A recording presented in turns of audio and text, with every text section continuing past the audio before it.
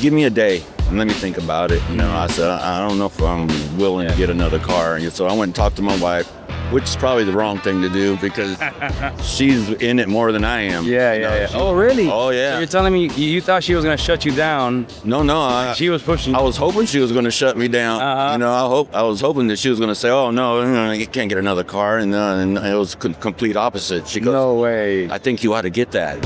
And I'm looking at her like, "Are you kidding me?"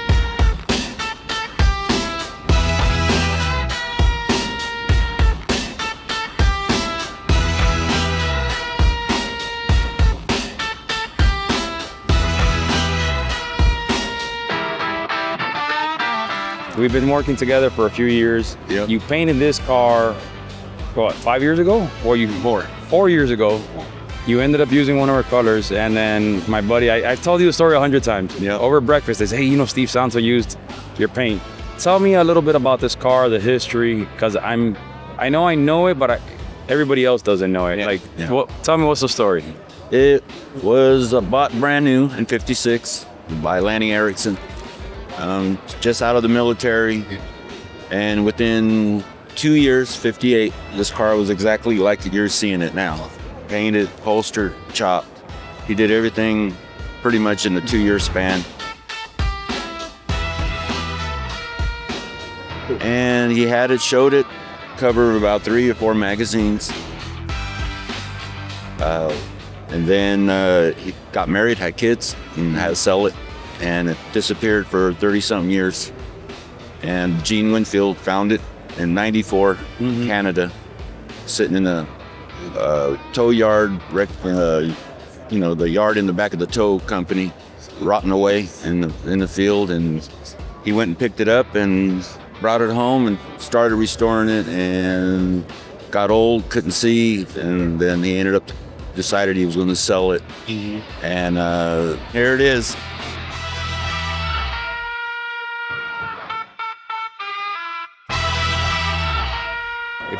For the guys that don't know, Steve Santos, you've owned the business for a long time. Technicolor, you're retired. Yeah. This is like, and then you've painted how many lowriders of the years? Because the stuff that you painted has been undefeated, year after year. How many cars have you contenders you painted in? I've had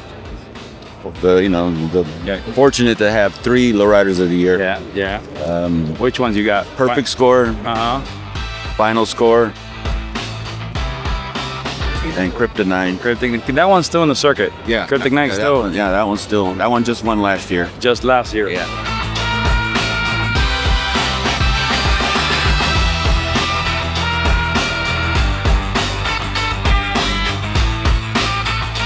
And as far as this car, how I ended up with it is, I seen it on Instagram. Somebody posted on there that's not every day that you could buy a Gene Winfield custom. I pulled it up on Craigslist, and I seen that Lanny was still alive, and we had sort of developed a friendship over the years, and we talked to each other. I'd say every 2 months he'd call me, and then for years I lost contact with him. So I thought, being that he was an older gentleman, I thought, well, maybe he might have passed away. I don't know. When I seen his name at the bottom, if you have any questions, call Lanny. And I thought, oh, he's still around.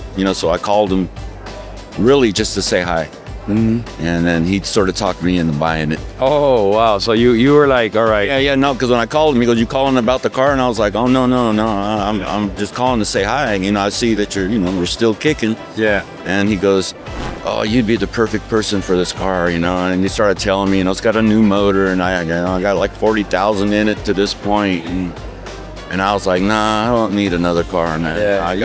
Yeah. What, how many cars do you have now? 4 with this one. What? 4 old cars. Yeah. Give everybody an idea. What are they? The first one was a '62 Chrysler, and then I got a Merc like that one, and then it's the Oldsmobile.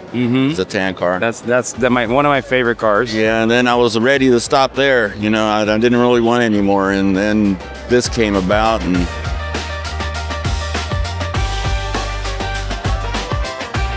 he told me, he said, "If you get it, I'll give you all the memorabilia that I have, all the magazines, all the pictures." And that's a lot, because that's so many years of collecting. Yeah. So I thought, okay. I said, well, give me a day and let me think about it. You know, I said, I don't know if I'm willing to get another car. And so I went and talked to my wife, which is probably the wrong thing to do because she's in it more than I am. Yeah. Oh, really? Oh, yeah. So you're telling me you thought she was going to shut you down? No. She was pushing. I was hoping she was going to shut me down. You know, I was hoping that she was going to say, "Oh no, you can't get another car," and it was complete opposite. She goes, "No way. I think you ought to get that." And I was no like, way.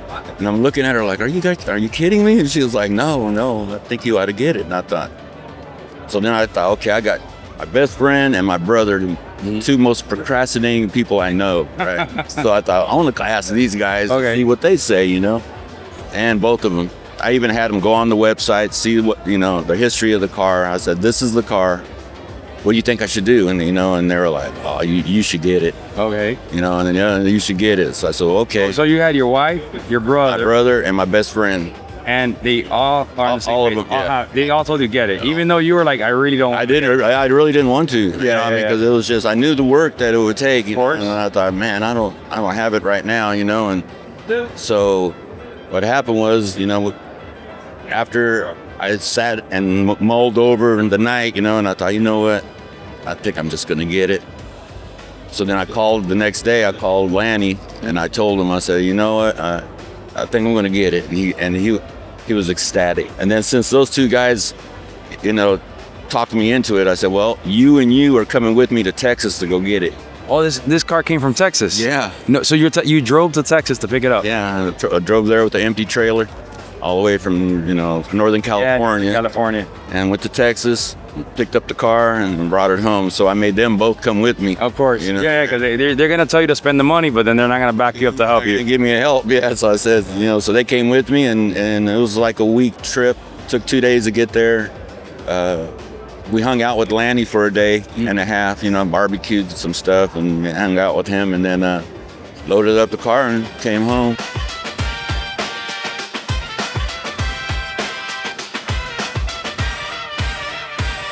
It sat for 2 years. I didn't really touch it. And then I finished the Oldsmobile actually. Yeah. And then once I had finished that, and then I had it sandblasted or dry media blasted and then started working on it. So how long, after you had it media blasted, how long did it take you to get into the primer state to start painting it? Probably a couple of years. Are you, at this point, are you already retired or did you still have your business? No, I was retired already. You're retired. Early You're retired. just doing, okay. When I bought it, I just retired. Okay. Yeah, like months. Really? Yeah. So you're like, this is what I'm doing for retirement now. Yeah, basically. Yeah. Something you've done for how many years you've been doing it? 35. 35 years. Yeah. Dude. And then I And you're still at it. Yep. Still at it. So now looking at it, do you regret buying it? Do you have any regrets of like when you first didn't want to do it, now you have it? And I know everybody's going crazy. This is going crazy all over the internet. Do you regret the decision of getting it? Yeah. Now seeing it, I don't regret it now. The car's gorgeous. The execution, not just because you used our product, even if you didn't, it is really, really, really gorgeous in the way you did everything and the detail. But I know I've seen all your work. Your detail is crazy. Yeah, so, I got a bad case of OCD. Yeah. I really do. Yeah, with everything. Yeah. So this car had a couple different versions, right? You told me it had like 1 or 2 versions. On the color theme on this. When he first did it, the first thing he did was had it chopped, and it didn't have that bumper on it. Okay. And it didn't have those taillights. All right. And it was, I think he told me it was a plum purple. Okay. And then he wrecked it. And it was a almost little bitty rain, you know, a little slick. And a goddamn man, an old farmer in a 49 or 50 Hudson, big old Commodore 4-door, turned left right in front of me. And I slammed on the brakes and slid into him with the right front and wiped that son of a bitch out. Hell, it wasn't as bad. They had to put a frame horn on it and a new right fender. They straightened that louvered hood. You know, I just had that louvered hood on there from July when I went home on leave in July of '57. So maybe it was the middle of July when I had that thing done, or the latter part of July. We'll say that louvered hood had been on there less than 2 months. And, oh, hell yes, it was chopped. Yeah, it was chopped and painted. Yeah, it was the first enamel job on it. It was a Dodge Royal plum color. That was way before Winfield got a hold of it. Yeah, that was the color I painted it. You know, from that twilight turquoise green, painted it that royal plum. Yep, that was a pretty color too. And that's when he decided to do the 57 front bumper and the grill, and then that's when he had Gene do the tail lights. He had Gene do those side pipe pockets and did the side pipes on it. And then that's when they did that was the first Gene Winfield faded paint job, was this car. Oh, really? So this was an early, you're telling me this is the first faded? That he ever did. No way. Yeah. Wow. Yeah. That's crazy. Because they were friends. Him and Lanny were friends. Because Lanny was a car builder at that time, Yeah, right? yeah. He was doing customs, but Gene was more in the paint side? Yeah, and building too. Okay. And when he was doing the modifications, Gene talked him into doing the fade paint job. He goes, hey, I got this idea, we'll do the fade. And Lanny said, you know what? Go to town. Go to town, do what you think will look good. So he did it, and then, now it's that, for Gene Winfield, that's his iconic, It is. There's a lot of history with this car. Yes. Yeah. And you said the last time, when was the last time this car was at this show? 1959. 1959. And now in 2026, it's back in the same building, same show. That's crazy, huh? I got on the other Ford over there. I even got the tag that he had. Really, when he came to debut in the show. That is awesome. The 10th annual. 10th annual, and today, what is this? The 76. 76th year. Yeah. 76th year of the Grand National. Yeah. Steve, talk to me a little bit about what did you end up using, paint wise, on this project? Because I know you have so much of everything here. I know you have our violet candy. What was the name of this? The body color, Royal Amethyst. Royal Amethyst. It was a pearl base coat. And then, what did you end up topping this off with? Yeah, you ended up using the SPI product. Yep. Now, was this the first car that you did with SPI? You've done a couple cars, because I know I turned you on to that a while ago. It was my second. Second car. What was the other? Your old work. My little HHR. Yeah. Your old. Yeah. I remember you're like, I'm gonna take it a spin. Yeah. How has it been treating you? Because I know you've been using. I love that car. Okay. Love that car. Yeah, you've been using another brand for many years. Yeah. You're using PPG for like for your whole life. Great product. I'm not gonna guy forever. No. Forever. 20, 30 years. Yeah. And House of Color a little bit for the custom stuff. Yeah, well, we're so new. We've only been doing this for 10 years. So we really are the new kids on the block compared to somebody that's been doing this since 1956. I think that's when John started his company. And you used a lot of their product over the year. Mm-hmm. But this car is so gorgeous, and you executed it. And you've been happy with our products that you've been using? Yeah, I appreciate it, dude. Yeah, no, that clear is awesome. The base coats are awesome. The vibrance of the colors, I couldn't be happier. I'm very grateful to be working with you, and I gotta fly out to you and do an interview about your life and your career from beginning to end, because you have so many years of custom painting, and I have to document that, dude, to be honest with you. No, I've got a few under the belt. Yeah, you do have. Yeah. You have, I think, a little bit more. For you have so many fans. It's funny, we had dinner last night, and you had all these guys that are seasoned painters, and they're like, oh my God, can you introduce me to Steve, because I love his work. I'm like, yeah, dude. And it's funny because they tell you, hey, I love your work. I look up to you, and you're like, I love your work. And it's great. It is, because people don't realize as painters, we all, like, you might be a master of fades and another guy does something you don't do. Yep. And you're like, man, I wish I could do that. And he's like, I wish I can do what you do. Yeah. So it's pretty awesome, especially you've been doing this for so long. And as far as I'm concerned, we're all the same. Yeah. We do the same thing. Yeah. And everybody has their own style. Everybody has their own vision.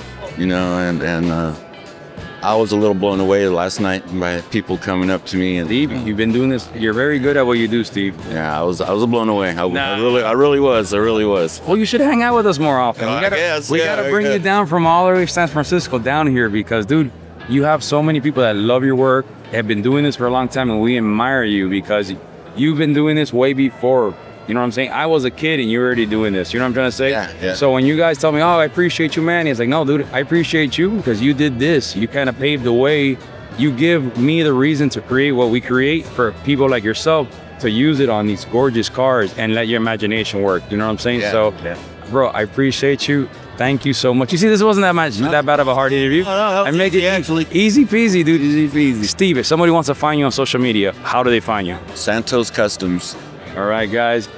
Again, another interview from Tropical Glitz. Much love to the next one.